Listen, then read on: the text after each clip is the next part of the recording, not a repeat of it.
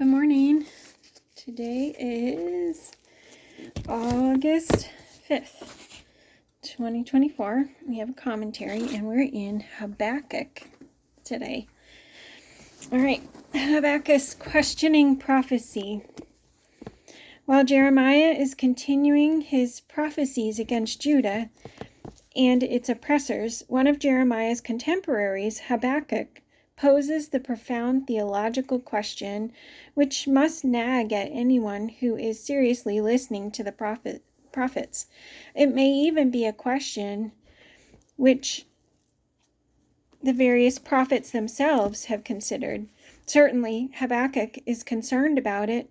The question is this: how can a righteous and holy God use a wicked nation like Babylonia to bring punishment against God's own people, rebellious and sinful though they may be? Are not the ruthless Babylonians and the other oppressors of Judah merely acting on their own in great arrogance and with no thought whatever of achieving any divine purpose? How then can God permit these unrighteous nations to succeed in their evil oppressions? And the question stretches beyond even the present conflicts to other related issues. How can God permit the wicked to prosper, even at the expense of the righteous? How can a righteous God permit evil to exist at all? Although God does not provide all the answers in his dialogue with Habakkuk, he does address this central question. His answer is that evil, wherever it is found, always bears within it the seeds of its own destruction. Judah's sins have condemned it to inevitable destruction. The particular agency by which the destruction comes is of no consequence. The enemy may be a righteous or a wicked nation, it matters not. But likewise, if the oppressors themselves are evil, as the Babylonians are, then they too will face their own destruction. Only in righteousness is there life. Sin always brings death. Okay, Habakkuk 1:1. The oracle that Habakkuk the prophet received. How long, O Lord, must I call for help, but you do not listen, or cry out to you violence, but you do not save? Why do you make me look at injustice? Why do you tolerate wrong? Destruction and violence are before me. There is strife and conflict abounds. Therefore the law is paralyzed, and justice never prevails. The wicked hem in the righteous, so that justice is perverted. Look at the nations and watch and be utterly amazed, for I am going to do something in your days that you would not believe, even if you were told. I am raising up the Babylonians, that ruthless and impetuous people, who sweep across the whole earth to seize dwelling places not their own. They are a feared and dreaded people. They are a law to themselves and promote their own honor.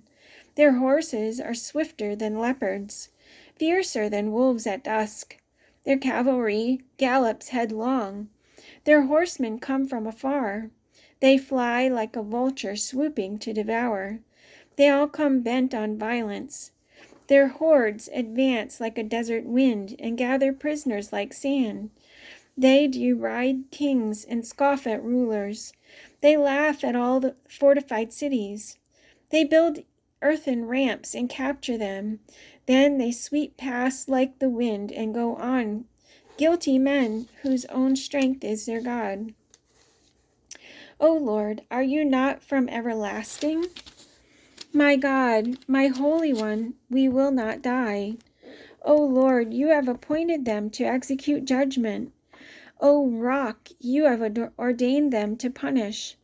Your eyes are too pure to look on evil. You cannot tolerate wrong. Why then do you tolerate the treacherous? Why are you silent while the wicked swallow up those more righteous than themselves? You have made men like fish in the sea, like sea creatures that have no ruler. The wicked foe pulls all of them up with hooks. He catches them in his net. He gathers them up in his dragnet, and so he rejoices and is glad. Therefore he sacrifices to his net and burns incense to his dragnet. For by his net he lives in luxury and enjoys the choicest food. Is he to keep on emptying his net, destroying nations without mercy? I will stand at my watch and station myself on the ramparts. I will look to see what he will say to me, and what answer I am to give to this complaint. Then the Lord replied, Write down this revelation and make it plain on tablets, so that a herald may run with it. For the revelation awaits an appointed time. It speaks of the end and will not prove false. Though it linger, wait for it. It will certainly come and will not delay. See, he is puffed up. His desires are not upright, but the righteous will live by his faith. Indeed, wine betrays him. He is arrogant and never at rest, because he is as greedy as the grave, and like death is never satisfied. He gathers to himself all the nations and takes captive all the peoples. Will not all of them taunt him with ridicule and scorn, saying, Woe to him who piles up stolen goods and makes himself wealthy by extortion? How long must this go on? Will not your debtors suddenly arise? Will they not wake up and make you tremble? Then you will become their victim, because you have plundered many nations. The peoples who are left will plunder you. For you have shed man's blood. You have destroyed lands and cities and everyone in them. Woe to him who builds his realm by unjust gain, to set his nest on high, to escape the clutches of ruin. You have plotted the ruin of many peoples, shaming your own house and forfeiting your life. The stories of the wall will cry out, and the beams of the woodwork will echo it. Woe to him who builds a city with bloodshed and establishes a town by crime. Has not the Lord Almighty determined that the people's labor is only fuel for the fire, that the nations exhaust themselves for nothing?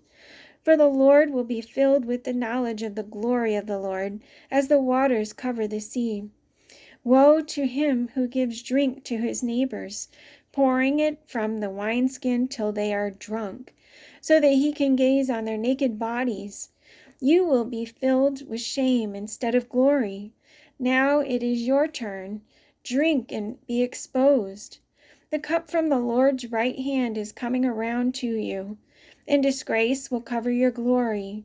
The violence you have done to Lebanon will overwhelm you, and your destruction of animals will terrify you. For you have shed man's blood. You have destroyed lands and cities and everyone in them. Of what value is an idol, since a man has carved it, or an image that teaches lies? For he who makes it trusts in his own creation. He makes idols that cannot speak. Woe to him who says to wood, Come to life, or to lifeless stone, Wake up. Can it give guidance? It is covered with gold and silver. There is no breath in it, but the Lord is in his holy temple. Let all the earth be silent before him. All right, short commentary. Satisfied with God's answer, Habakkuk writes a psalm of praise in which he says he will wait patiently for the vengeance of God to punish Judah's wicked oppressors. A prayer of Habakkuk the prophet on Shigionoth. Habakkuk 3:1. Lord, I have heard of your fame. I stand in awe of your deeds, O Lord. Renew them in your day, in our day. In our time, make them known. In wrath, remember mercy.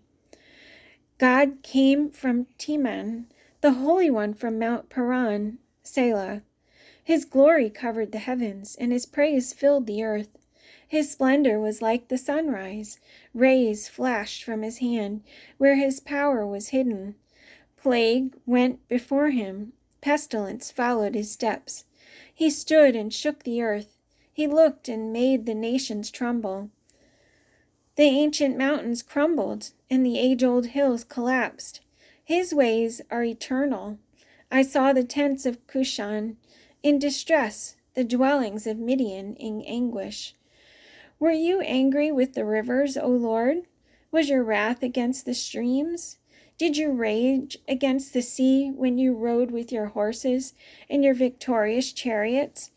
You uncovered your bow. You called for many arrows. Selah. You split the earth with rivers. The mountains saw you and wreathed. Torrents of water swept by. The deep roared and lifted its waves on high.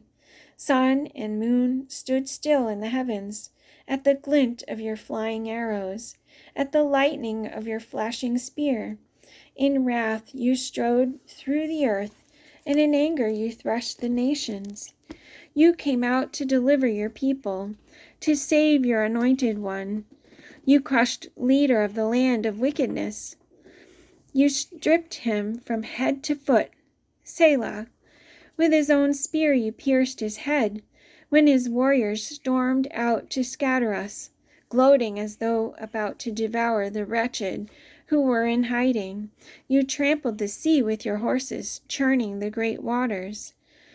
I heard and my heart pounded.